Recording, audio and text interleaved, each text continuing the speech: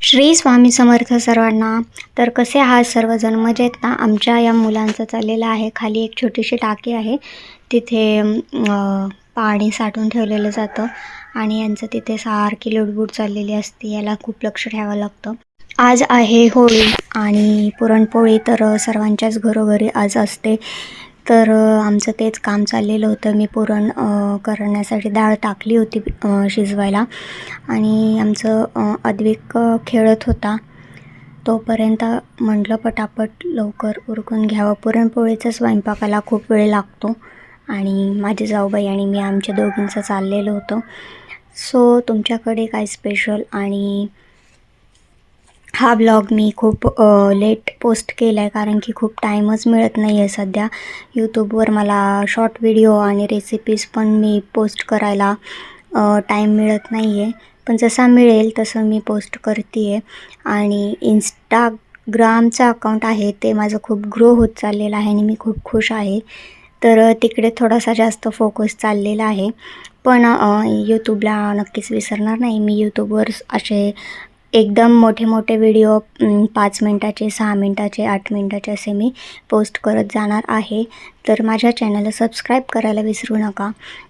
इथे खूपच मेहनत आहे आणि आपण मेहनत करतो तेव्हाच 1-2 तरी सबस्क्रायबर त्या एका व्हिडिओमागे, एका शॉर्टमागे वाढतात. तर आत्ता सध्या टाईम मिळत नाही आहे, पण जसा मिळेल तसा मी पोस्ट करत राहणार आहे. तर आमचं पुरणपोळीचं असं चाललेलं की लाईट तर जातच होती, पण पाणी सकाळपासून गेलं होतं आणि मग कपडे धुण्यासाठी, भांडे धुण्यासाठी पाणी नव्हतं. खूप लेट झाला आणि लेट झाल्यामुळे पुरणपोळीचा पण स्वयंपाक आम्हाला लेट करायला सुरुवात झाली. आमची 12 वाजता आम्ही सुरुवात केली आणि त्याच्या आधी आमचे डबे जातात. तर सगळे जॉबला जातात आणि सकाळी टिफिन द्यावा लागतो. तर मुलगी, आहोंचा आणि सर्वांचाच असा टिफिन सकाळी करायचा असतो. सो लवकर उठून आम्ही टिफिन केला आणि ह्या पाण्याची अशी बोंब झालेली की खूप मूड ऑफ झाला होता. एकतर पुरणपोळीचा स्वयंपाक खूप लेट होतो करायला. खूप छोट्या छोट्या गोष्टी असतात, खूप भांडी पडतात आणि त्यात 2 छोटी मुलं आहेत, ती मध्ये मध्ये लुडबुड करतात. त्यांना पाहून हे सगळं करायचं, हँडल करायचं खूप अवघड आहे. आणि मुलगा एका जागेवर स्वस्त बसत नाही अद्विक, आणि आरवी तर काय, तिला सारखं खालीच खेळायला लागतं. पण आत्ता सध्या ऊन खूप आहे आणि उन्हामध्ये सारखी ती जाते आहे. सो मी काही रेसिपीज अपलोड केलेले आहेत, तर नक्कीच तुम्ही पहा. आणि रात्रीचंही आमचं हे पूजन चाललेलं होतं. तर तुमच्याकडे कशा पद्धतीने तुम्ही होळी सेलिब्रेट करता नक्कीच सांगा. आणि खाली गेलो होतो, आमचं लवकर स्वयंपाक उरकला आणि भांडी राहिली होती. तर एवढा स्वयंपाक करून झाल्यानंतर खूप कंटाळा आला. जाऊबाईंना म्हणलं आपण खालून येऊन भांडी घासूयात. पण घासली भांडी आणि खाली आलो. खाली पण खूप लेट झाला होळी पेटवायला. तोपर्यंत इकडे लहान मुलांची मस्ती चाललेली होती. त्यांना काही दम निघेना, ते सारखे बोंबलत होते आधीच, होळी पेटवायच्या आधीच त्यांचा दंगा चाललेला होता. आणि इथे आमचं नैवेद्य दाखवायला चालू झालेलं होतं.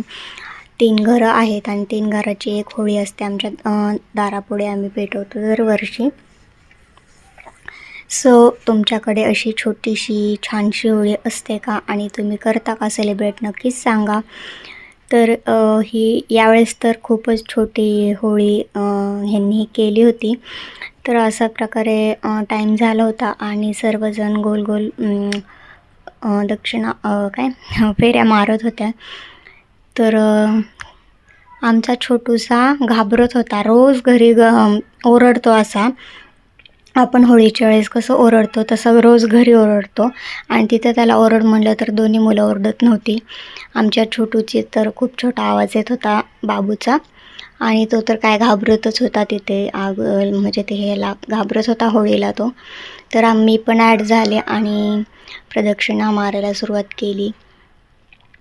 अशा प्रकारे आमच्या इथे सर्वजण मिळून फॅमिली सेलिब्रेट करतो आम्ही दरवर्षी आमचा पुरणपोळीचा स्वयंपाक चाललेला होता, कारण की याचा टायमिंग कधी खूप आधी असतो किंवा खूप लेट असतो. तर ह्यावेळेस आमचं पटकन उरकलं होतं, त्यामुळं मी खूप खुश होते. सो फायनली आमचं सगळं झालं आणि घरी जाऊन आता आम्हाला जेवायचं आहे. सो भेटूयात नेक्स्ट ब्लॉगला. बाय.